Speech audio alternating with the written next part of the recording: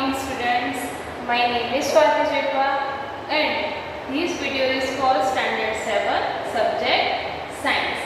Now in this video we will go ahead in our chapter number 3. The name of the chapter is fiber to fabric.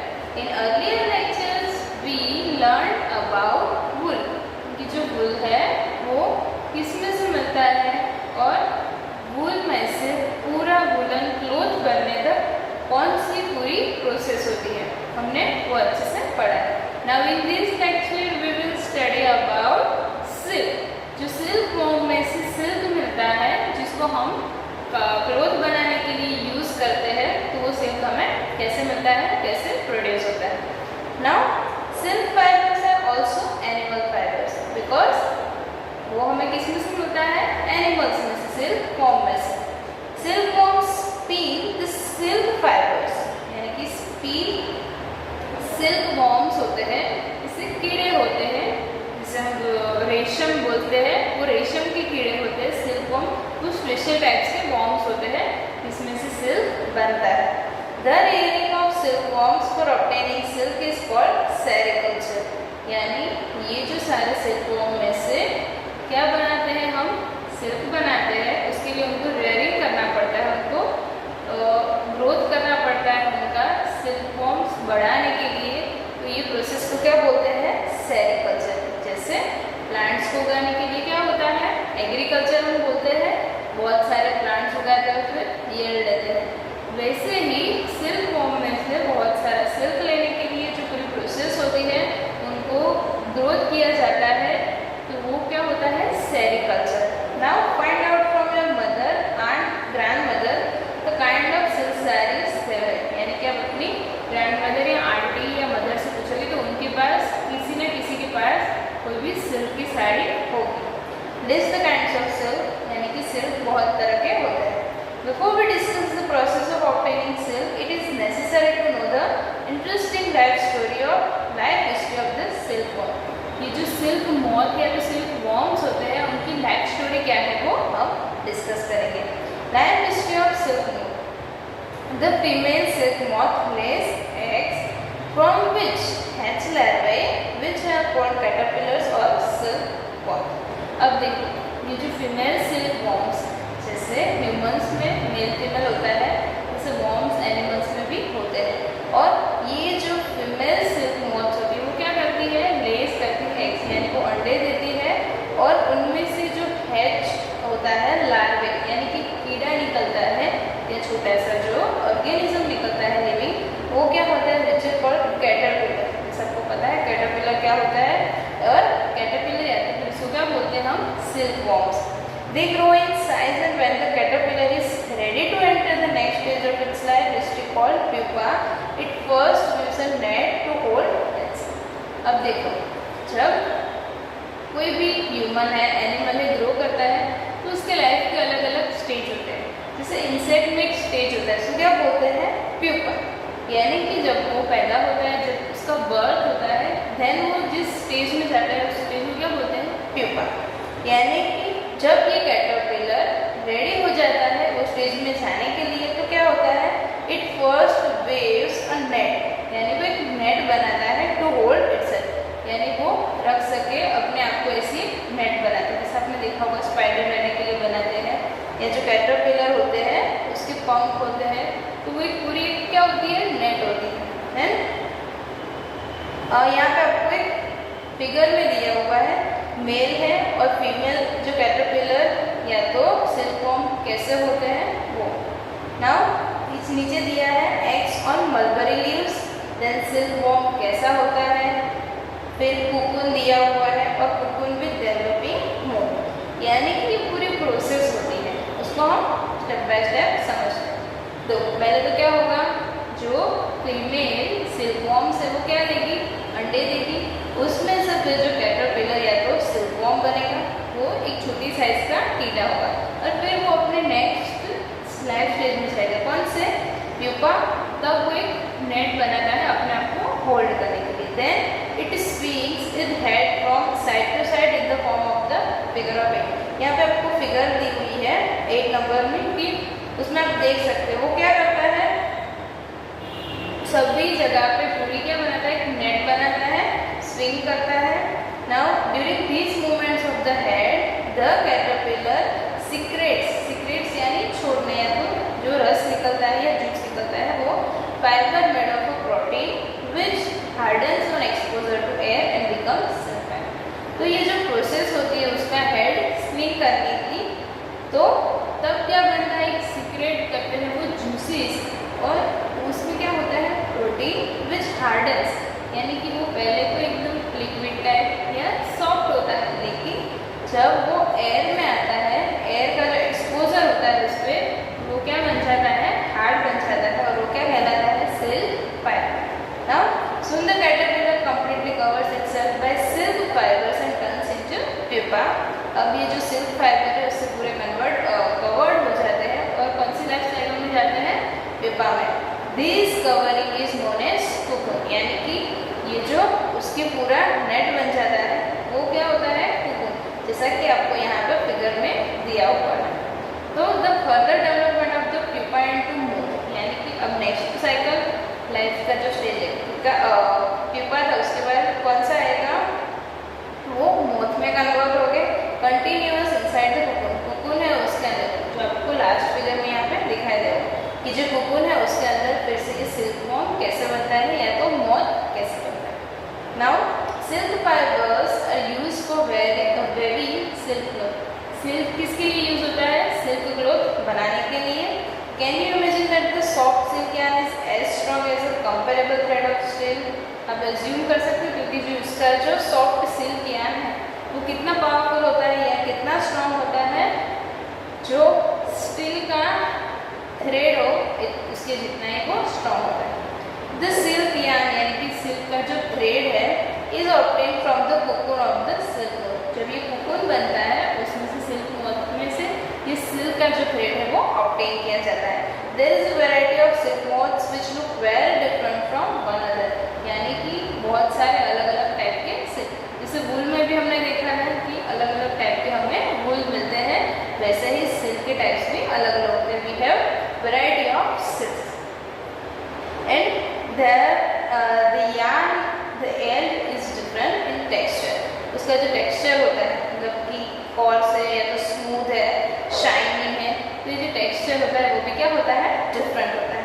दस tussar silk, muga silk, kosa silk, ये सारे silk के अलग अलग types are obtained from cocoons spun by different types of moth. ये अलग अलग जो मोथ से अलग अलग टाइप के कोकून बनाते हैं उसमें जो सिल्क मिलता है वो क्या होता है, अलग अलग होता है। The most common silk moth is mulberry silk moth. अब जो मोस्टली फाउंड होता है मतलब कि बहुत फेमस है वो कौन सा सिल्क है, मलबरी सिल्क। अब मलबरी इसको क्यों बोला जाता है वो भी हम आगे जानेंगे। The silk fibre from the cocoon of this moth is soft lustrous, तो सॉफ्ट होता है, दूसरा लस्ट्रस यानी बहुत चमकीला होता है, शाइनी होता है, and elastic and can be died in a beautiful. Elastic मतलब अब किसी भी तरह उसको मोल्ड कर सकते हो और उसको हम अलग अलग कलर में डाई करके उसको ब्यूटीफुल थ्रेड या तो ब्यूटीफुल क्लॉथ बना सकते हैं। सेरिकल्चर और culture of silk worms is a very old occupation in India. India produces plenty of silk on a commercial scale. देखिए ये जो हमारा ऑक्यूपेशन है सिल्क वॉर्म में से सिल्क बनाना वो बहुत सालों से चला आ रहा है, बहुत एनिशियंट है और हमारे इंडिया में प्लेंटी ऑफ सिल्क प्रोड्यूस होता है। नाउ यहाँ पर हमने 2-3 एक्टिविटीज़ दी है जिसमें हमें क्या करना है, तो फर्स्ट में तो अलग अलग साड़ियाँ कलेक्ट करनी है या तो अलग अलग क्लॉथ और फिर आपको उसको बाइफिकेशन करना है कौन सा सिल्क है, मलबरी सिल्क है, टेसल सिल्क है, एरी सिल्क है, मुगा सिल्क है, एटसेट्रा। फिर दूसरा है उसमें क्या करना है, आपको 2 थ्रेड लेने फाइबर के, एक तो क्या होना चाहिए प्योर है सिल्क का होना चाहिए और दूसरा होना चाहिए सिंथेटिक यानी कि जो केमिकल से बना हुआ है। तो आप दोनों को बर्न करोगे तब आपको पता चलेगा इन दोनों में डिफरेंस क्या है। और थर्ड है अलग अलग स्टेजेस होते हैं लाइफ स्टेजेस की, ये सिल्क मोथ की उसकी पिक्चर को कलेक्ट करना है। Okay, now from cocoon to silk. अब ये जो कोकून बन गया उसमें से सिल्क कैसे बनेगा। Now from obtaining silk moths are reared and the cocoons are collected rearing silkworms, तो फर्स्ट प्रोसेस क्या होती है उसमें, rearing silkworms, a female silk moth lays hundreds of eggs at a time. The eggs are stored carefully on strips of cloth or paper and sold to silkworm farmers. अब यहाँ पे आपको figure दी है, आप देख सकते हो एक वॉर्म दिया है और बहुत सारे उसके अराउंड डॉट्स दिए हुए हैं। ये डॉट्स से वो क्या है, एग्स है, यानी कि फीमेल सिल्कवर्म होती है वो एक टाइम पे बहुत सारे अंडे देते हैं। आप देख सकते हो इतने छोटे छोटे होते हैं। तो ये तो पेपर या तो क्लोथ के स्ट्रिप पे उसको क्या करता है, प्रोटेक्ट सेव किया जाता है। और फिर जो सिल्कवर्म फार्मर्स है, यानी कि जो वॉर्म में से सिल्क बनाने के लिए उसको क्या करते हैं, ग्रो करवाते हैं, उनको दिया जाता है। The farmers keep eggs under hygiene condition. Hygiene condition यानी उनको जैसी कंडीशन चाहिए, जितनी उनको मॉइस्चर चाहिए, जितनी हीट चाहिए, वो एक पूरी हाइजीन कंडीशन के अंदर उसको रखते हैं और फिर उनको डेवलप किया जाता है। And under suitable conditions of temperature and humidity. Okay, the eggs are warm to a suitable temperature for the larvae to hatch from eggs. यानी कि ये जो एग्स है उसमें से जो कीड़ा हमें पता है वो निकलता है, उसको क्या किया जाता है, थोड़ा हीट किया जाता है एक टेम्परेचर पे, यानी कि जो अंडे हैं उसमें से जो कीड़ा है वो निकल जाए। This is done when mulberry trees bear a fresh crop of leaves. अब देखो ये जो एक मलबरी हमने देखा सिल्क, अब मलबरी सिल्क उसको क्यों बोला जाता है, तो यहाँ पे एक मलबरी आपको ट्री दिया हुआ है। तो ये जो सारे वॉर्म्स हैं वो कहाँ पे ज़्यादा सर्वाइव करते हैं, मलबरी लीव्स पे। उनको अपना जो फूड है वो कहाँ से मिलता है, मलबरी ट्री के जो लीव्स होते हैं। तो अब देखो ये प्रोसेस फर्स्ट क्या थी, एक तो पहले बहुत सारे अंडे देते हैं जो सिल्क वॉर्म्स है फीमेल, वो now these eggs are transferred to farmers। कौन से फार्मर, जो ये सिल्क वॉर्म को एग्रीकल्चर मतलब कि जैसे हम प्लांट्स उगाते हैं वैसे इनको भी ग्रो करवाया जाता है। तो अब क्या करते हैं, उसको सुटेबल कंडीशन के अंदर रखते हैं, हाइजीन कंडीशन, उनको कितनी ह्यूमिडिटी चाहिए, कितनी हीट चाहिए, कैसा एनवायरनमेंट चाहिए। ओके, फिर उसको गर्म किया जाता है, यानी कि द एग्स आर वार्म, इतना ज़्यादा नहीं लेकिन वो जो अंडा है उसमें से जो कीड़ा है वो निकल जाए। और ये कब होता है, जब मलबरी ट्री लीव्स होते हैं उस पर जो फ्रेश लीव्स आते हैं तब। Now the larvae called caterpillars, ये जो कीड़ा निकलते हैं उसको क्या बोलते हैं, लार्वे, या तो कैटरपिलर या तो silkworm. Eat day and night and increase enormously in size, यानी वो रात और दिन को खाते हैं, किसमें से, मलबरी लीव्स है उसमें से, और इनॉर्मस साइज यानी कि उनकी साइज है वो बढ़ती जाती है। यहाँ पे आपको पूरे सब फिगर में दिया हुआ है। देखो अब लार्वा जो दिया है वो सेकंड फिगर में आप देख सकते हो कि ट्रीज है वो एग में से लीव्स के ऊपर जो आपको कैटरपिलर दिखाई दे रहे हैं वो उनकी साइज कितनी बढ़ गई है। Now the larva are kept in clean bamboo trays along with fresh chopped mulberry leaves, यानी कि ट्रे में उसको फिर रखा जाता है जिसमें क्या होता है, मलबरी लीव्स, यानी कि उनको जो अपना फूड है वो मिलता जाए। After 25 to 30 days the caterpillar stop eating. 25 और 30 डेज के बाद क्या करेंगे, कैटरपिलर्स खाना बंद कर देंगे। And move to tiny chamber of bamboo in the tray to spin cocoons. अब ये जो कैटरपिलर है क्या बनाएंगे, वो कुकुन्स बनाएंगे, जैसा हमें पता है जिसमें से हमें सिल्क मिलता है। तो उनको क्या में ट्रांसफर किया जाता है, टीनी चैम्बर ऑफ बाम्बू, जो बाम्बू होता है उसकी चैम्बर में, यानी उनके बीच में जो जगह होती है वहाँ। और स्मॉल रैक्स और ट्विग्स, यानी कि इस लकड़ी जैसा वहाँ पर फिट होता है, उसको may be provided in the trays to which cocoons get attach, यानी कि जो कुकुन्स है उसमें चिपक जाए। द कैटरपिलर और silkworm spins the cocoon inside which develops the silk. क्या बनाते हैं, वो कुकुन्स बनाते हैं, और आगे के फिगर में हमने जैसे देखा वैसे कुकुन में भी अंदर क्या बनता है, सिल्क मॉथ बनता है, और फिर एक यार्न मिलता है, यानी कि एक थ्रेड बनता है, वो क्या हो जाता है, सिल्क। प्रोसेसिंग सिल्क, अब सिल्क फाइनल स्टेज कैसे है, a pile of cocoons, pile यानी कि ढगला पूरा है कुकुन्स का, is used for obtaining silk fibres. The cocoons are kept under the sun और बॉइल्ड और एक्सपोज्ड टू सन, यानी उसको सूरज के नीचे रखते हैं, यानी कि सनलाइट होती है उसमें, और बॉयल कर सकते हैं, और एक्सपोज टू स्टीम, यानी कि उसको स्टीम भी दे सकते हैं। The silk fibre separate out, यानी कि जो कुकुन है उसमें जो सिल्क फाइबर है वो सेपरेट हो जाएगा, निकल जाएगा। The process of taking out threads from the cocoon for use as silk is is called reeling the skin. ये जो प्रोसेस है यानी कि कोकून में से सिल्क को अलग किया जाता है सिल्क बनाने के लिए, तो इस प्रोसेस को क्या बोलते हैं?